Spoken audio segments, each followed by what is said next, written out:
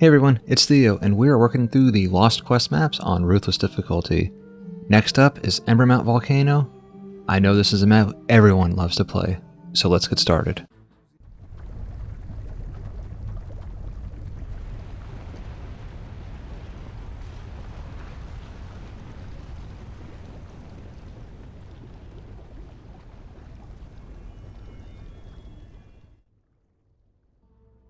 Alright, here we go. So we can go ahead and grab these chests. We're going to grab at least the first 3. And then we're going to go ahead and build some aura stacks. Our aura stacks will be an ensnare and a strength drain aura.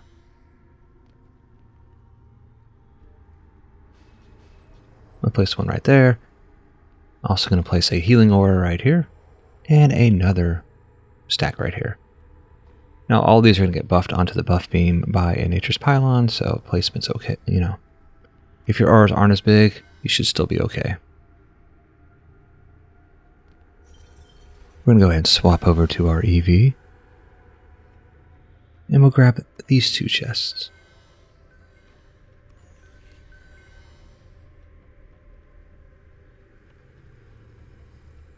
Alright, so we're going to have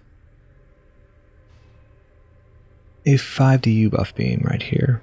And that is all we're placing.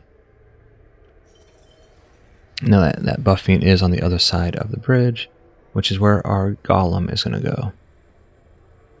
So we'll place our golem over here. And we're going to place a Nature's Pylon right there. And we're going to place some seed bomb towers here. Now we have to have these as far up there as we can because we need some space for our app towers. So we're going to go in that direction, that one, and then one more right there. So we have 4 seed bomb towers. We'll swap over to our apprentice. And now we're going to put down 3 DSTs, and the remaining will be LTs. So we definitely needed some space because it's going to, you see, oh, yep. Alright, let's try this again.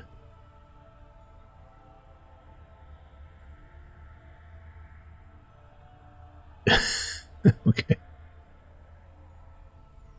Yeah, it's a tight fit. Here we go. So I'm going to point that direction to deal with copters, that one to deal with harbingers, and that direction to deal with harbingers as well. All right, place the remaining 4 LTs, and we're going to go ahead and swap over to our tower boost monk. And we're going to drop some mana, and then I'll build the last 2 LTs. Drop mana, tower boost. Now I'll put my LTs in there. Alright, now I'm gonna go ahead and just skedaddle. Put you someplace safe. And go over to my tower boost monk. Do some tower boosting and do some upgrading while I can. The first wave is a breeze. Not too bad. The next wave is when ogres will start showing up. So we're going to go ahead and swap off our adept and go to our upgrader adept.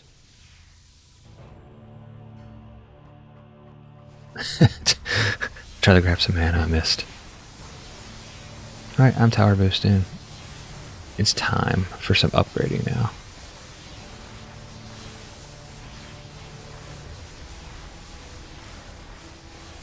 Alright, and I'm just going to face north and just do my upgrading. And that's going to be pretty much it for right now. I'll be back when we get closer to the boss fight.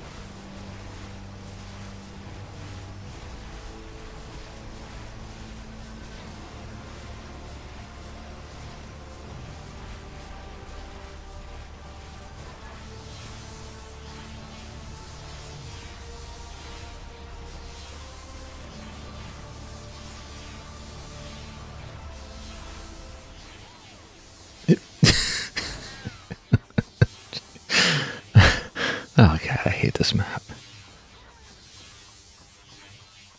Alright, well now that we have everything upgraded, I'm going to go ahead and switch over to my summoner, and I'll boost some towers until we get to the boss fight.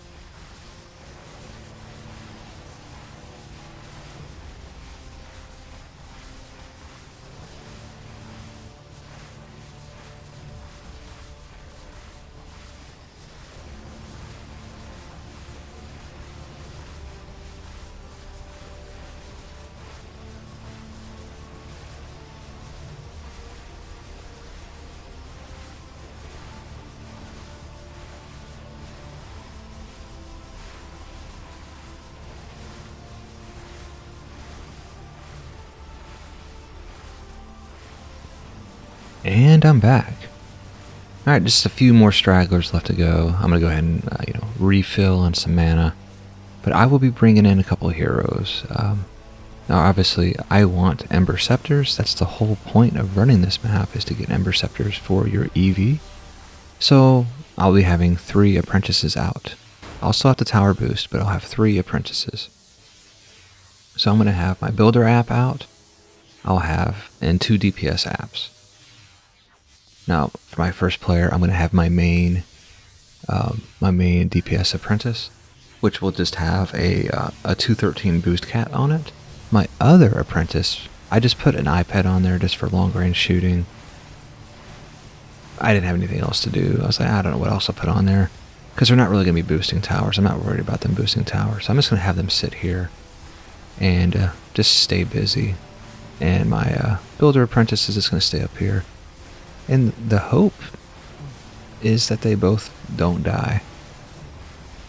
And so I will be running around with my main apprentice. And I'm going to grab some mana so I can do my overcharge during the boss fight. And hope I have enough and can kill the boss before I run out. So that's really the goal, is to make it still have enough mana and still be boosting, app boosting you could say, before the boss, finish the boss before I run out of mana. That's the goal. I don't know what I'm thinking right now. I'm getting preparing for this boss. I am not a fan of the Phoenix boss in general, and unlike Nightmare, where your towers could kill it, that just is not going to happen on Ruthless. So we're going to do our best. We're going to see how it works. Now I actually do have a clip right after this one of another successful run, but just shows that things can go awry a little bit. The Phoenix entrance is still pretty cool, if not a little long.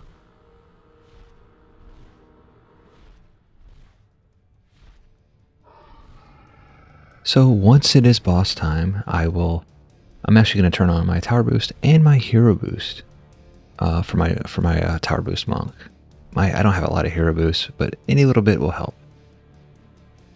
So once the boss fight starts, I'll start shooting with my monk and activate both of those, AB1 and AB2, and then I'm going to run around my apprentice and start shooting at the Phoenix, and maybe doing a little, maybe a little bombing too at the same time. Or, struggling to press, both mouse keys at the same time. So I'm just running around, I'm shooting at the guy.